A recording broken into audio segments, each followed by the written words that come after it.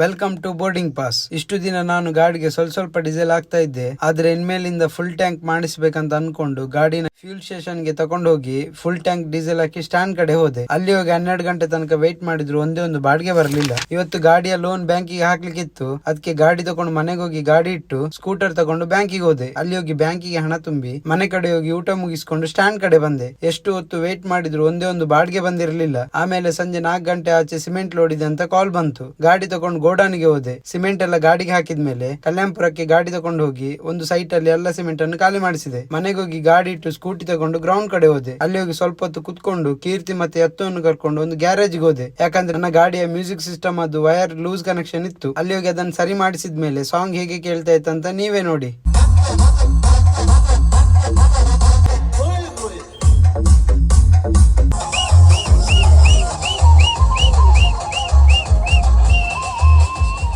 ಇಷ್ಟೆಲ್ಲ ಆದ್ಮೇಲೆ ಕೀರ್ತಿಯನ್ನು ಬಿಟ್ಟು ನಾನು ಸಹ ಮನೆ ಕಡೆ ಹೋದೆ. ಬಾಯ್.